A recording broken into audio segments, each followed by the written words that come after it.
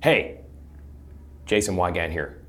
Don't tell anyone, but I am inside Loretta Lynn's dressing room at Loretta Lynn's Ranch.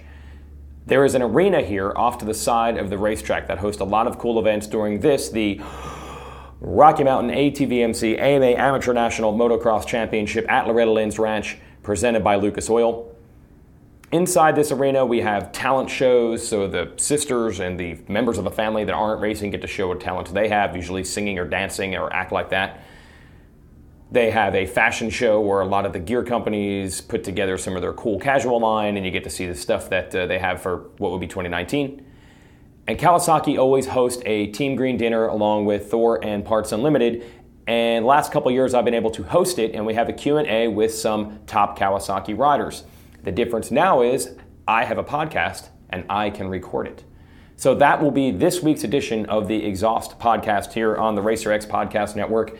Just last night in the what we call Lucas Oil Arena, it's actually Loretta's Arena, Jeremy McGrath, Cianciarulo, and Garrett Marchbanks came to the stage. I asked some questions, and then I went to the audience to allow them to ask some questions. And when you get McGrath, Cianciarulo, and Marchbanks, you get a nice cross-section. You have Marchbanks, who's so new to the pro ranks, he barely even knows that he's a pro yet. He's still only 16 years old. You have Cianciarulo, who's been a pro for, we actually surprised ourselves when we realized, 6 seasons. And McGrath, who has been retired since 2006 and won 1 title at Loretta's. Cianciarulo won as many titles as anyone, and Marchbanks was somewhere in between. So a nice cross-section. I'm recording this intro inside Loretta's dressing room. It is the thickest carpeting known to man. I actually had to stop and catch my breath before I hit record, because walking through this carpet, it takes as much energy as walking uphill. It just absorbs all your energy. There are the giant light bulbs around the mirror, just like a dressing room would have, and pictures of, I suppose, country music superstars on the wall, but I know nothing about country music because I am from New Jersey. We didn't even have a country music station on the radio when I grew up. You literally could not hear country music at all. There was no way to get it. We didn't have the Nashville Network. That's an old cable channel. We didn't have that. I don't even know who these people are. In fact, I only knew of Loretta Lynn because of this race. I had to find out later that there was like a movie about her, and she was actually really popular as a celebrity. And I only know that now because when you go to the newsstand, once a month there's a story from the Inquirer or one of those celebrity rags that says she's going to die. And I've been watching that for like 15 years, and she's still alive. So shows what the tabloids know. Anyway, I'm in Loretta's dressing room. My voice is nearly shot. That's really not because I announced for 3 days. It's because I partied for 3 nights. That's all part of hanging out here at the ranch. So let me use a recording when my voice was much better and soothe you with these soothing sounds. Podcast. Podcast. Podcast. Podcast. Podcast. Podcast. Podcast. Podcast. Podcast. Podcast. Podcast. Podcast. Podcast. Podcast. Podcast. Yeah, take that, Grand Ole Opry. There's a country music hit. I'm just going to put a little twang to it like Taylor Swift does. Just have 2 versions of the same song, add twang, and now you've got one on the country charts. The Exhaust Podcast is brought to you by the good folks at Yoshimura, 63 years of 4-stroke research and development. Check them out. Anything you need for your street bike, your ATV, or your dirt bike, exhaust needs, they've got it dialed. Go to yoshimura-rd.com. All the stuff is made right in the US of A. And check out RacerXbrand.com so you can see the latest in RacerX clothing and apparel. I will even give you a cheat code normally in a video game that would get you to the finish. Well, I'm going to help you. This is just as good. 20% off. Just type in exhaust, all caps, and get 20% off your order at RacerXbrand.com. We got a lot of cool shirts, including stuff from right here at Loretta's. But now let's roll into our conversation with myself, AC, MC, and GM. Is that what we're calling it? How about the man-child? We'll go with that. By the way, Cowie and Parts Unlimited put together some giveaways with raffle tickets for fans. I tried to edit most of that stuff out, but some of it probably stayed in because I'm lazy. Okay, here we go. All right, so that is Garrett Marchbanks. Could have been racing here in the A-class, but decided to turn pro early. Good news for you, we have a chair, so you don't have to stand on that ankle. And our next contestant, I'm going to ask questions, and then we'll let you folks ask questions. An 11-time champion here. That is tied at the top of the all-time list from the amateur divisions, not including riders that raced in the vet classes. 11 titles. That's the same as James Stewart and Mike Alessi. It's a three-way tie. Let's bring him up to the stage, Adam Cianciarulo.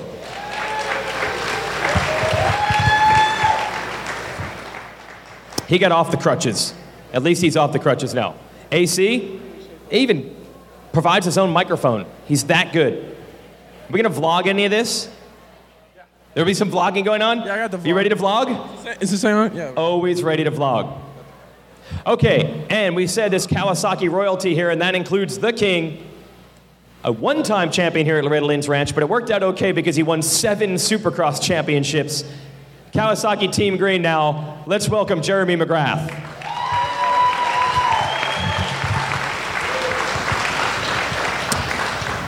So it's really cool. We did this last year. We had Adam and Jeremy up here and Ryan Villapoto at the time. Now we got Garrett Marchbanks. Big shoes to fill, but you can fill some big shoes, bro. You're good. So we get a nice cross-section of Garrett, who was racing here a year ago, Jeremy, who raced here a long time ago, and AC somewhere in the middle, career-wise. So first, though, Garrett Marchbanks, was it ever in the plans for you to come and race here? Yeah, you pass it. That'll work. You raced here last year. You could have raced this year in the A-class. Was that ever in the plans? Were you planning one more assault on Loretta's before you went pro? I don't know, honestly. We were just trying to go pro this year, but if it had to come down to it, yeah, I would have raced here one more year, but we also didn't really have a plan at that point, so. What is the experience like? The guys that you've been growing up racing with are still here at the ranch, so what's that like to watch? It's pretty cool to still see those guys down there, but can't wait to see them come up and turn pro, also to race against me and see some of the kids I have been racing, so yeah. What is the difference now? You've been a pro since May, essentially, been racing pro since May. What are some of the things you've learned since making the transition from here to the pro ranks? Definitely a lot harder, a lot faster guys, and a lot more work. But yeah, I don't know, it's just been awesome to come all the way from the amateurs and go pro this year and get to race all those dudes. And yeah, it's just been a long journey. And you were a Team Green guy for a long time, so you're well versed with the Kawasaki brand. So when you made that transition, were there people you already knew when you moved to Mitch and Bones and Pro Circuit? Had you already had a relationship with them through the years down here? Mainly Mitch. I knew Adam a little bit, but besides that, I didn't really know too many people. I knew Bones pretty well, so it was kind of learning a little bit of a new team, but it didn't take too long. So. But I will tell you a story that'll probably blow your mind. So at one point, Jeff Emig said he left here as one of the amateur greats. He was a Team Green guy, and he said he went to his first pro race at Washougal, and no one at the factory Kawasaki truck had ever met him or even knew who he was, even though he rode for Team Green. That's a lie. That's a lie. Yeah, not buying that one? Not buying that one. That's definitely a lie. Okay, so he's saying the transition is a lot easier now because, you know, Mitch is here when you're here racing, so it wasn't complete strangers when you showed up at your first race. Not buying that. Oh. I like that. You made the transition from Team Green, amateur to pro. Did it not quite work that way? Did they know who you were? I don't think they knew who I was for sure. Oh. No, actually they knew. I mean, I was Team Green a long time ago, but when I can say that, well, it's funny because we were just riding around the pits over here, and I certainly had some really bad results. You guys heard the story last year or whatever. Never really rode very good here, except for my very first time here. I was telling these guys as a C rider, but so certainly it felt weird to get a team ride after having A-ride results here because they weren't good. But they did or didn't know you, at least when you showed up at a Supercross. Were they like, who's this kid? Yeah, but it was weird because at that time I had never ridden a Supercross, but I don't know. Someone must have saw something, but it worked out. Yeah, it did work out. They're saying move our chairs back just a little bit so we don't get quite as much feedback. Sorry about that. Sorry about that, Garrett. Yeah, sorry about that. Knee problem, ankle problem. You're healthy. You're good. Yeah, I'm good. Yeah, you're good. Even further. Okay. Adam runs vlogs, man. He knows all about this stuff. We did tell the story last year, Jeremy, but I think it's one that's awesome for people to hear. Yeah, you won that one title in the C class. We always talk about that, but you did come back after that. They're just results. It wasn't like once I started rolling, then I had this place figured out. Oh, no, I didn't start rolling anytime ever in amateur. It was terrible. I was good here in the C class, and I was pretty good in California, but any other big race, I wasn't very good. Except for the final year in A class, I won the before they used to have the Ponca race and then the Loretta race. Yeah. And so I won that race and won all the A classes, which was good. That was probably the savior for me. That was at Ponca. Yeah. But here was no good. No, here was really bad, terrible. I mean, I don't even know. Maybe the best moto finish I ever did in A class here was maybe like a 4th or something. So it wasn't very good. And what's even crazier, you had already won a Supercross race in the 125 class before you came here and didn't get top 5 in the A class, correct? The same year? Yeah. Well, I always tell this story. It's funny because I won Vegas Supercross, and then I had to come ride Loretta's, right? So that was when you could do that. Oh. I don't even know how. I mean, Supercross is kind of what I dreamed of as a kid. You guys all know that. But I was telling some guys today even, this track, by the way, whoever was riding today, I commend you because the track was super, super rough. I mean, all you kids that were out there, that track is pretty rough. So good job on that. But when I was here, it took me probably 4 years into my pro career to even learn how to ride a track like this. I wasn't, as the story goes, I wasn't big on motocross at that time. I was still pretty new, and I certainly wasn't the most motivated. I was lazy, I think. I'll say it right now. I was lazy as a kid. Wow. And relied on some of my Supercross skills for sure. So it took me a while to figure out how to ride a track like this. And so 3-4 years into my pro career, unlike these guys who are amazing at this kind of stuff at a young age, I struggled with it for a long time. Wow, that's crazy. All right, now we'll check in with the vlogger here. I don't want to interrupt your shooting, but we'll check in with Adam Cianciarulo. Dude, you were so good. So good here. You were so good at Loretta's, bro. 11 championships really speaks for itself, but you always tell the story. It was actually watching Jeremy McGrath on TV that wanted to make you race. Did you just want to race because you thought it would be fun? Did you have any idea you would actually be good at it? Or you just wanted to do it because it was cool? To be honest with you, I don't really remember too much of it. I mean, I do remember my dad always tells me I saw Jeremy on TV, and I can remember watching the TV and being interested. I really can. I can remember sitting there and watching. It was ESPN at the time, and watching MC. And according to my dad, I just asked for a bike, and I guess I was pretty good at it right away. I just rode in a field for like a year, and then started racing and progressing. But yeah, I mean, MC was the one that got me into it. That's I tell that story all the time. Isn't it good? There's someone in the 250 class. You're still the guy. Yeah, that's such a rad story. Yeah. I love that story. Yes, it occasionally works. We do get new people in here. Yeah, your parents didn't ride or race or anything like that. You just wanted to do it yourself. Yeah, basically, it's just, saw MC, got a little bit of passion for it, and obviously I had to have some talent right away. I mean, I looked back at, I had some buddies that ride now just for fun, and man, I was watching them, and I'm like, they look pretty good. They could probably do it. And then I watched some old home videos of me just riding around in the field. I'm like, I was insane. Like, I would just pin it, and I was doing side knacks, MC style, just wide open in the grass, and I'm like, man, it really was. It's crazy because I didn't grow up in it at all. Yeah. It was completely organic, and I turned out I had a little bit of talent, so it worked out well. How did it work out for Garrett? You're from Utah, which we don't normally think of as the hotbed, although Pierce Brown's coming up, so we got two guys from the same area. What's your background? How did you get into this? Mainly my dad. He always used to take me on rides on his bike a lot, and so he rode. Yeah, my dad rode quite a bit, and mainly he just took me on trail rides a bunch and got me a bike. I think when I was 5.5, and it didn't take long. One of his buddies got in the racing and took me to a race, and won my first ever race I went to at fair race, and after that just went on. And it's crazy the sacrifices because you were from Utah, but you spent the last few years not living in Utah in order to make it here. Yeah, I would say the past 6 years I haven't really been home much. Like, I think when I hurt my foot, that was the first time I was home in 9 months. So this injury here? Yeah. Seriously? Yeah. And what age then did you kind of leave Utah? 10? Yeah, or I would say 8, because I used to live at Racetown 395 in California in the desert with my mom and my little brother.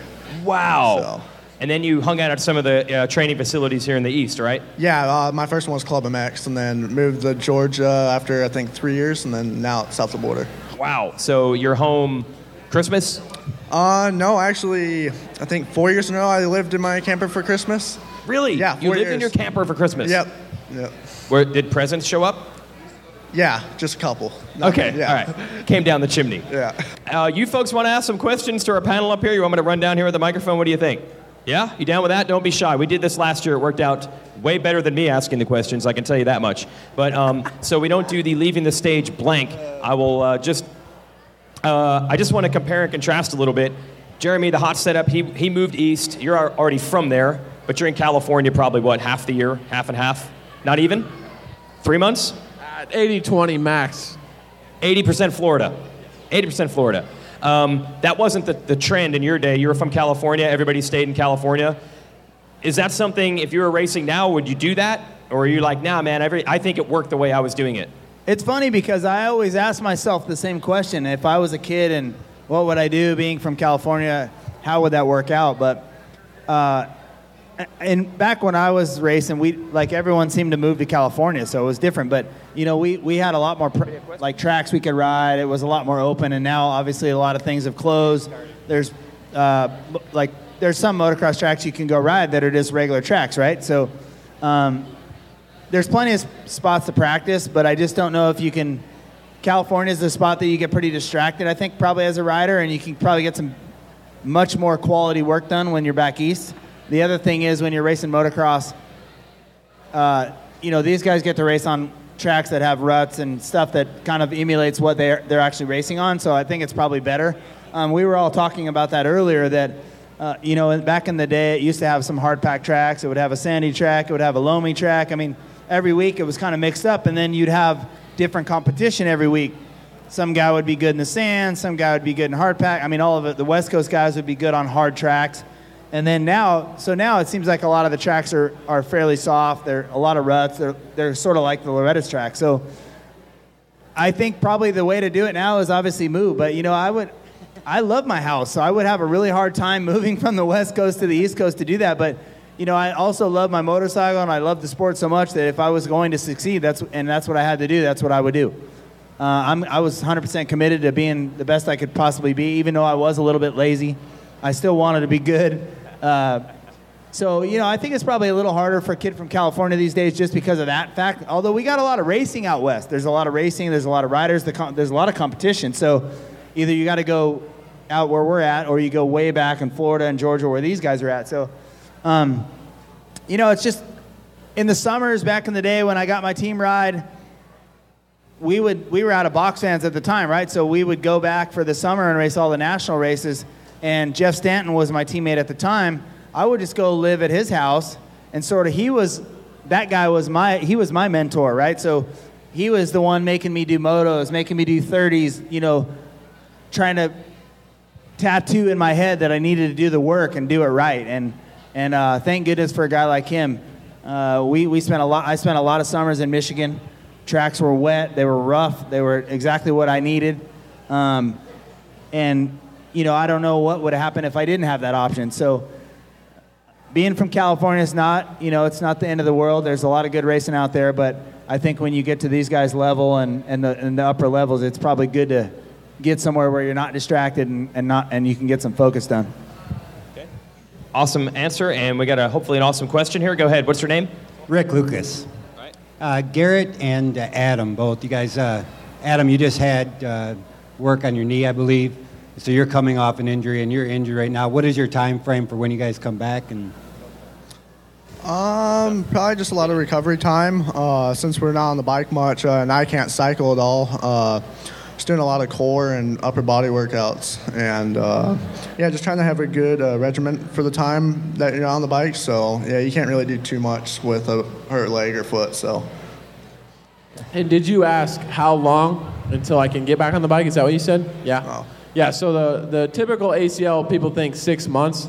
I think my surgeon told me 4 months, but when I get back on the bike, basically it's going to be a turn track, nothing too crazy, not going to be like jumping around, doing big quads or going through the whoops or anything like that. So right now I'm about 3 months, so I'm about 4 weeks out from possibly getting back on the bike. But through physical therapy and all that, I've been kind of taking a little bit of an easy, just because I do have so much time for Supercross, not in a sense of being lazy, but in a sense of just taking our time and making sure everything's nice and strong before we get back on the bike. Monster Cup, maybe it's a possibility, but realistically, I probably won't get on Supercross until around Monster Cup time. So I would think we're probably just shooting for Anaheim 1. What's your time frame, Garrett? When do you think you'll be back riding? About a month from now, yeah. So you think you might race by the end of the year, or is it going to be too tight? It'll be too tight. I'll be getting ready for Supercross, so. Gotcha. All right, you got a question? What's your name? James Babish. All right, how old are you? 7. Going to do better. Yeah, do you want me to ask how old you are? You want me to ask how old you are? All right, go ahead. What's your question, man? Adam, I want to be on your vlog, please. What's that? Adam, I want to be on your vlog, please. Oh, he wants to be on your vlog. He wants to be on the vlog? He wants to be on the vlog. Hey, it's actually funny. I mean, you can for sure. When I'm done here, I don't have much battery left on my GoPro, but I'll definitely get you on there. But it's funny, now that I started this little YouTube thing, I don't know if a lot of you guys might know, might not.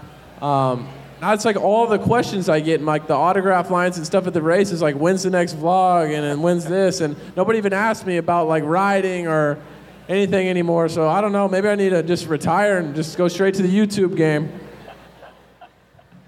He's going to get you in the vlog. You can ask some more questions about that. You got one? What's your name?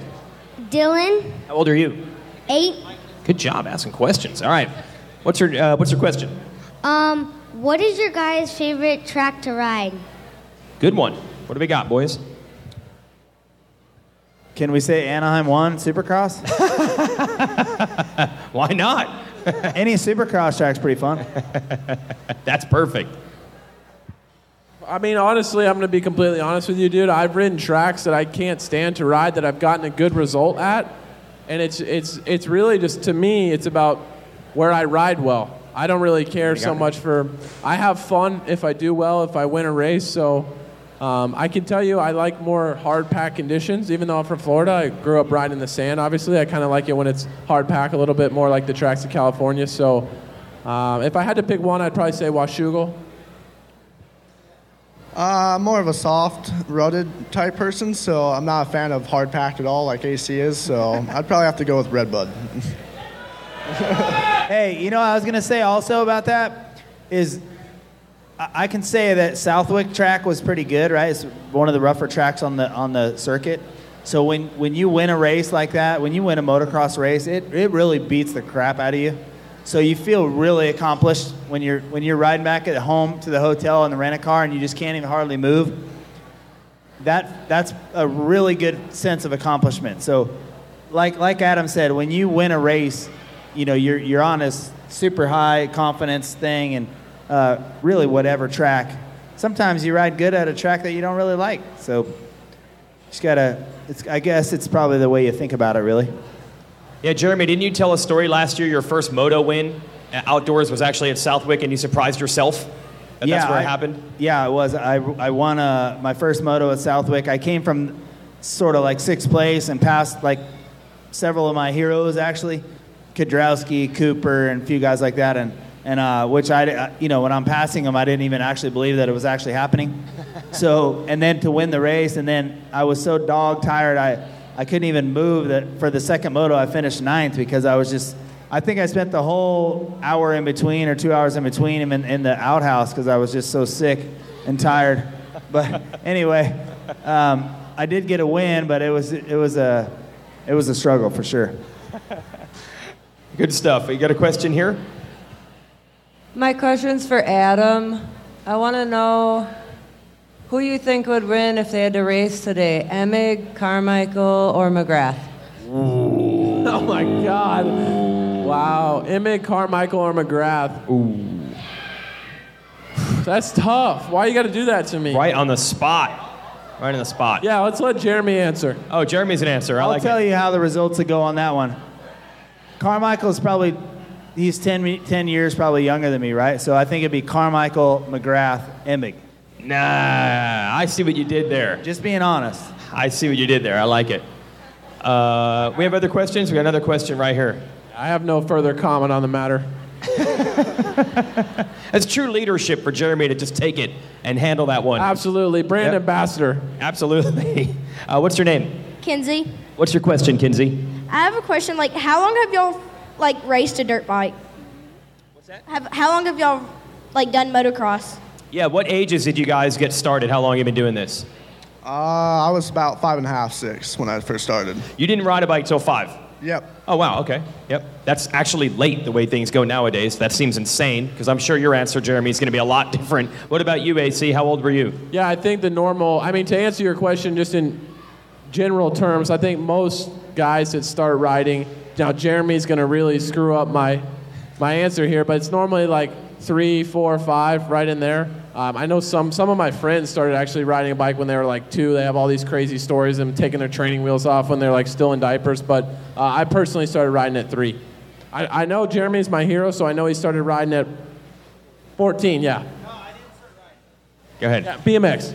Yeah, I didn't start riding at 14. I started racing at 14. I rode moto like mini bikes and stuff when I was 5 and 6. So I started early, but I never really raced until I was 14. So I didn't blow your story completely out of the water. Jeremy, what level were you as a BMX rider? Was that I don't even know what this level of BMX was at the time. Could you have gone pro in that? No, because I was too young. There's the way it works for kids. You can turn pro when you're 16 or whatever, 17. I only raced till I was 14, and then I switched. So I was expert, whatever that, it was is the best I could be for a kid, the highest level. Were you could you have been the king of BMX? We're at 14 compared to other 14-year-olds? Were you crushing it? No, I was doing really good on a team, traveling the country, racing and stuff, and winning nationals. And I was riding pretty good. But I had a lot of friends that were way better than me, even at my same age. So I'm really glad I made the switch. I was kind of burned out. I raced a lot from the ages of 9 till I was 14. So I was, with BMX, when you're around your local home, some of you guys know you can race a lot. Back then, you could race 10 times a week if you wanted. Every night of the week, 3, 4 times on Saturday, 3, 4 times on Sunday. So it was, we did that pretty heavy, and I was pretty burned out. So when I got the motocross and you could race on Saturdays only, I was pretty happy about that. Hi, what's your name? Destiny. Oh, Destiny Powers. Yes, that's right. What's your question, Destiny Powers? How long have y'all known each other? Yeah, how long have all you guys known each other? Everybody seems to get along well. Do you remember the first time you guys met, each one of you? Well, I've known Garrett. I just have this memory of Garrett on maybe an 85 Oak Hill.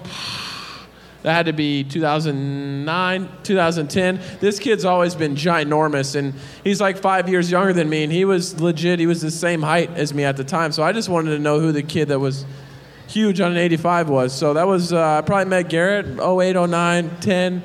Jeremy, I got a picture with at Daytona Supercross in 2000. I was 3 years old. Have that one on the fridge in the parents' house. I won that year. Yeah, what we know. Good. We know. That was a good year. I remember that one. Yeah, so I think I was formally introduced to Jeremy when we both had DC Shoes as a sponsor, probably when I was 12 or so, about 09. Yeah. We've probably been, what is that? So you were, is that what, 10 years maybe? Yeah, No? pretty close. Yeah, pretty close. 10 years. And then Garrett, I met you probably at Powder Mountain. Did I meet you at Powder Mountain? Yeah, that was 2010. Yeah, and you were young too. Yeah, I was 65s then. Yeah, I've known these guys for a while. They've been since they all started a lot earlier than I did, but I've been around for a long time and been to a lot of cool races and get to see these guys grow up and to see what they're doing now is really impressive. I mean, to have them as our flagship riders for the Kawasaki Pro Circuit team is an awesome thing for a guy like me, because I get to still stay as young as I can hanging around guys like these. Cool. We got a question right here. What's your name? Mallory. All right, Mallory, go ahead. If y'all could play any other sport, what would it be? Good one. Oh man, I'm a huge just stick and ball sports fan. I love baseball, basketball, football, all that stuff. I really wish I was athletic at all. I hardly can walk in a straight line, to be honest. Super uncoordinated. Don't know how I'm able to ride a dirt bike very well at all. But I guess I'd have to say probably basketball. Those guys crush it. I'd love to be able to jump high. That'd be sweet. What? So you're saying your vertical leap is 3-4 inches? Not even? Go ahead, I'd Garrett. say mine was football, but me and my buddies used to play all the time. But besides that, I usually don't watch too many sports. So I'd say for me, if I was going to change sports and could be really good at something, I'd choose MotoGP. Like, MotoGP is like my favorite sport, so I'm like a road race like dork. I geek out on that stuff. Hey, Jeremy, have you ever had a chance to do some track days and stuff? Yeah, I have. I really, really enjoy it. I got sweet suit and all that stuff, so I've done a lot of track days. It's fun. So, I used to race supermoto quite a lot. So I've been riding the street for many years, and not on the street, but track bikes. And I haven't done it in a while, but it is my favorite sport other than motocross and supercross. I always wonder this. So, Adam, you're saying somehow you're a professional athlete, but you don't consider yourself in most sports to be that athletic, oddly. Garrett, the times you did anything, or even like gym class or anything like that, did it seem like you're like a gifted athlete, or is it just on the dirt bike? I think we started knowing when I was about the end of my 50 career, when I found out I was doing pretty well. And I think I went to World Minis the last year they had it in Vegas. And then after, I think I took second place to Jordan Bailey. My dad found out that there was something I could keep going and do pretty well on. You're pretty big, though. Could you dunk? You think you could dunk once you get all healed up? I get the rim, but not quite. I'm not meant for jumping, so. Oh, okay. Jeremy, yeah, anything, like when you're in gym class, did it seem like you had some talent, maybe besides just a motorcycle? Does it transfer over? Yeah, I don't know. I figure I'm decent in a few things. I ride bicycles pretty good. I used to play baseball all the way up till high school, played baseball in high school, but then I quit playing baseball to ride motocross, so. I was pretty average. I think I did a lot of sports. I did swim. I did water polo. I did baseball.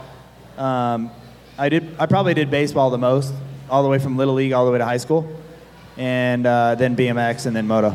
What about the golf game, guys? Golf game's all right. I love it. I love that too. That would be another sport that would be pretty good. I forgot about that one. Sometimes they don't count golf as a sport. Sometimes. That's true. You had a question? So my question is, what advice would you give to parents of young little riders to develop them? That's the key question. It's a key question when we're here at Loretta's. You take that. Yeah. You know what? We've talked about this before. We talked about it last year. I think one of the important things for little kids is, at least in my opinion, is if the kid's giving you 100%, then you can't really fault them.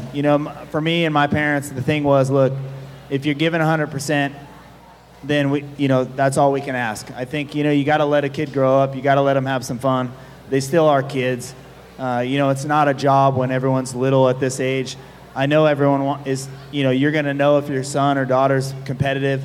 I think, they still got to live, and you see a lot of, with all sports and all kids in kids sports, you see a lot of crazy parenting stuff. But I think, at least in my opinion, you got to try and put the values in, try and get them to be competitive, try and get them to do the work. And most of all, in my opinion, they have to want it more than you do. So if you can figure out how to make them want it more than you want it, then the combination seems to work right. They can do it. Yeah, I think for me it was a balance between, because there were certain days that I didn't want to be, that I didn't want it as bad. Everybody has bad days, and as a kid, you're immature, you're not really thinking about how it can affect your future and this or that. So I'm thankful that I did have my dad.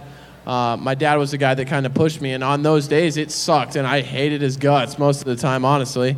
But it got me to where I am today. So I think it's just a balance. When we went home, it was home, and then we went to the track, it was the track. And I never really felt like I was super. I didn't really feel like he was really hard on me. Even though he kind of was at the track, I kind of needed that. Honestly, that's just my personality. I kind of need somebody there, kicking me in the butt a little bit. So I think it's just about finding the balance of life and, track life. I think for all the kids out there, too, who, if you think your parents are being hard on you, trust me, when you get a little older, you'll be thankful for that. Because when you, like Adam said, when our dads were kicking us in the butt and saying we weren't trying hard enough and not giving 100% and all those things that you guys are probably saying to your kids, when you're 20-something or when you're a little bit older, you're gonna thank them for it. So I was kind of with Adam. Sometimes my dad irritated me a lot, And but he was the one there that was pushing me to be better and continue to try and be better every week. And I am really thankful for that. Cool. All right, we got more questions right here. I love the kids are just stepping up. How old are you? 5. 5. Wow. What's your name? Bobby. All right, Bobby. What's your question? How old were you guys when you first got first place? Oh, good one. Good one. How old were you when you won your first race? That's a good question. Good job, Bobby. I don't know. I think I was 14. Beginner class. Okay. All right, so I don't remember the first time. I actually won a race. I do remember when I was 4 years old, I did my local night series at my local track in Orlando, Florida. And I remember I won the championship, the night series championship, got this big old plastic #1 plate because the guy that I was racing accidentally did some part of the track he wasn't supposed to do, so they disqualified him, and it was double points, so I was stoked. By default. Yeah. I have to say, when I was 6 years old at a local fair race. Cool. Any other questions for our panel here, or we can just keep out giving out stuff? He has one over there. Oh, yeah. Awesome.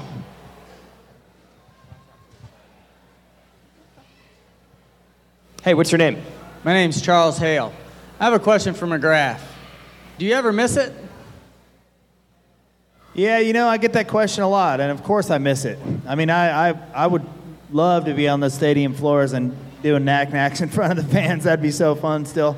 I think till the day I die, I'll miss it. I love being out there. I love being on my bike. I'm fortunate I still get to ride plenty, but it's not the same when you're out there in front of 60, 70,000 people.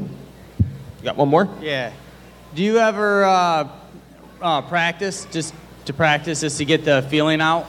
There's nothing like going up in the air, and either you're making it or you don't, but, just get rush. Yeah, I mean, I ride. I mean, I still love it more than anything. It's my favorite thing to do.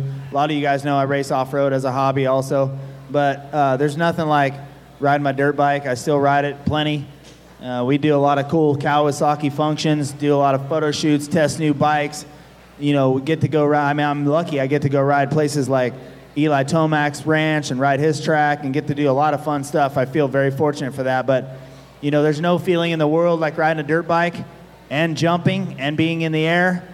And I wouldn't call it practice these days. It's my passion. That's what I do. I'm going to ride probably until I can't ride anymore. And, I'm very fortunate to have such a great career that I had, but I still, there's no better feeling, honestly, to me than riding my dirt bike. That's cool. Hey, what's your name? Jeremy Williams. All right, what's your question? How many broken bones have you had? Ooh, an inevitable one. It was going to happen. Well, this one right here, this is my second one I've ever had, so that's about it, too. How much time you got, kid? No,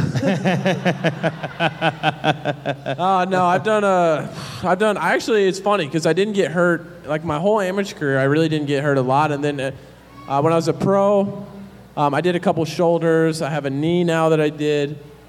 Just a little stuff, just like feet and...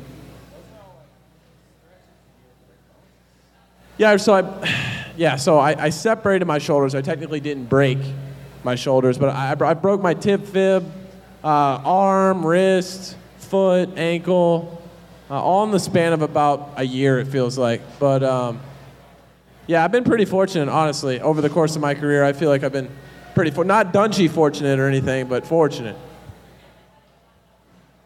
I think I probably have maybe 3 or 4 myself. I kind of like Adam. I mean, I hurt myself more, I think, after I retired, probably because when I was riding, I wasn't paying attention. I was just riding and having fun. I wasn't as focused. And during my career, I did my wrist. I broke my wrist, broke my leg, broke some fingers here and there, twisting some ankles. But fortunately, I got hurt less than my competitor, so that was the good part. You good? You got another one? All right, thank you. Great question. We got more. All right, now we're starting to roll. Makes my job a whole lot easier. Hi, what's your name? Nova. All right, what's your question, Nova? What was your first bike? First bike. Good one. My first bike was a Briggs & Stratton mini bike, pull start, lawnmower engine. A lot of dads nodding at that one. That means I'm old, right? First bike, I mean, just like, it's like a 95% of people will tell you, but just a PW50. Maybe I had a Mongoose or something before that. I don't know. You know what I mean? I had a little Honda 50. That was about it. Yep. Cool. Good one. Got any other questions for our panel here? We got more stuff to give away. If we don't have any more questions, we good? Yes, please. So we kind of got a late start in this. He's 14 and he just started racing 3 seasons ago. And of course, he really wants to go to a training facility. Is that a must? Do you guys feel like, I mean, you have to do that to make it in the sport?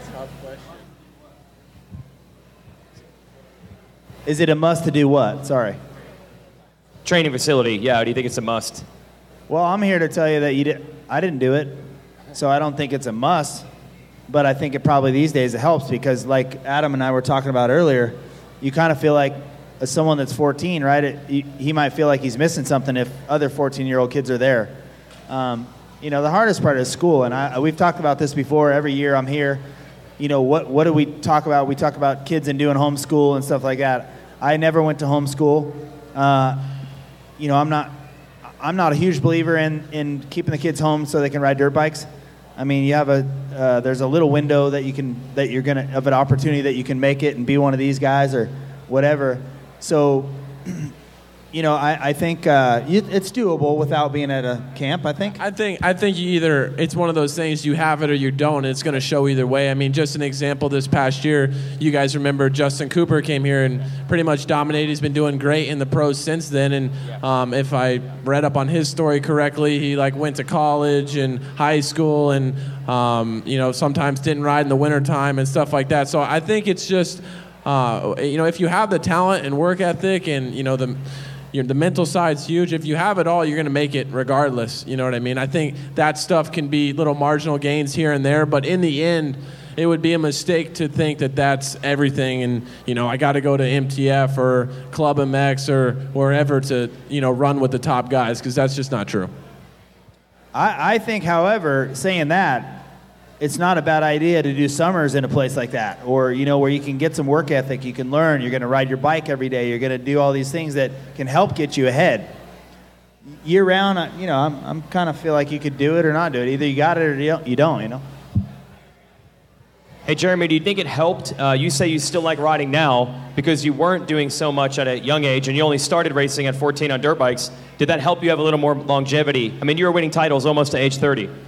Yeah, I think so. I mean, we've talked a lot about that in the past. I'm a believer of you have a window when you start really going hardcore, like hardcore motocross, you kind of like have a window. And, you know, some of the guys I race with, let's take Carmichael, for example. He retired at a little bit younger age, but he also started at a way younger age than I did. And I think I was able to carry my career a little bit longer because I wasn't as burnt out. Also, I was fortunate enough to switch into a Supercross career only at that time, which gave me the summer off. So I extended it another couple years by doing that. But, you know, I think everyone's different. We haven't really seen guys, with the exception of maybe Mike LaRocco and Kevin Windham, for example, Chad Reed a little bit, but guys have really, really long careers. Usually it's done by the time you're late 20s. We got a question? Yeah, go ahead. What's your name? My name's Andy. This question's for Jeremy. A lot of us are watching your former Team Green teammate, Mike Brown, out there riding. Does it ever make you want to come back here? And is there a chance that someday we'll see you back here? Absolutely not. I mean, I know you guys are all watching the same thing I'm watching out there. That track looks way too rough. So I was talking to Mike today about this. It's funny because I'm just going to let Mike speak for all of us old guys. Him out there is just giving us all a lot of like, yeah, that was us. a lot of confidence. So, you know, he is amazing. I've known Mike Brown the longest I've known anybody here, probably anyone that I know in this sport. I raced Mike Brown in 1987 in the C class at Ponca City. He won and I got second. So, and we happened to be pitted next to each other at that time. It's pretty hilarious how long our careers have kind of crossed. And it's great to see him out there. The guy's an Iron Man. Just looks so awesome out there. Looks good with that #1 plate, obviously. And, he's kind of holding it down for all of us old guys. I like it. I don't want to be out there. I like tracks that are a lot smoother than that. Brownie probably doesn't even think this track is rough. Probably nothing to him. T-shirt cannon, anybody? I vote T-shirt cannon. Just throwing that out there. We all down with T-shirt cannon? Okay, there is one requirement. You have to tell the story of the T-shirt cannon. All right. I mean, 1 year ago. Yeah, 1 year ago. I don't know if it was today. Probably was. I didn't know how much kickback this T-shirt cannon had. So I tried to Call of Duty it, put it right up here, get a little nice aim going, and it had a lot of kickback. It split my chin open on stage. On stage, legit. Yeah, I had to glue that thing shut when I got home. So I did it for the people, though. I do it for you guys. I'll do it again. I don't care. Whatever. Hey, it's me. Welcome back. Just quick interruption here. We all know that Cianciarulo is a really good sport, so that's why we like to make fun of him sometimes, because he deals with it better than most. So we first had him make fun of himself for nailing himself in the face with the T-shirt gun last year. And then I brought up my favorite subject, which is to tell Adam he was so good as an amateur, so good at Loretta's, which is just facts. But he usually thinks that it's me making fun of him not being as good as a pro. And since he takes it that way, I decided, of course, double and triple and quadruple down and make fun of him more. So in our next segment, I pretended there was a question from the audience, but the question was actually from me telling Adam how good he was at Loretta's. And then our buddy Wes Williams from Verb Moto, who grew up shooting a lot of videos of Adam, likes to say that Adam was peak on a Super Mini. So we made fun of him a bit for that. So here we go. Here's one more question. Wait, a question from the audience. He's really into this. We got one other question from the audience. Adam. Why were you so good at Loretta's, dude? You were so good. You were so good. Why were you so good here? All right, so everybody knows that, I can't even say this on stage. I'm just going to stop. Yeah, but we always, no, you know what? No. Pause. I'm just going to leave this there. I did do well at this track. And basically what I'm going to say to you guys is it does not mean that you're going to be a very successful pro. I mean, let's establish the elephant in the room. I don't have any championships yet. Yes, I won a lot at the Loretta's, and I didn't dominate in the pros right away. It's coming, all right? Will you ever race Super Minis here again? Super Minis ever? I will not take that out of the question. It's a possibility. Plus 30 Super Mini. I'm just saying. I did get a little bit taller, so it might be tough.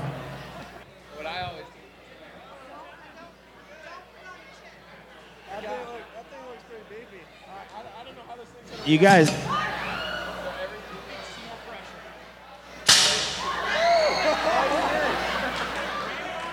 Hey, we can obviously tell this guy's never shot a gun, never shot anything. You're pretty brave. You're super brave.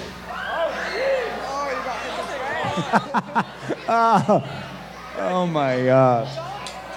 Hilarious. Can't you tell? He's never shot a weapon before.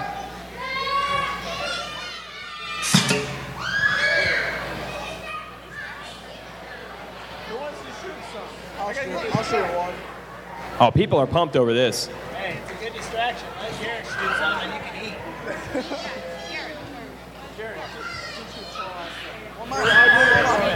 Yeah, don't aim it at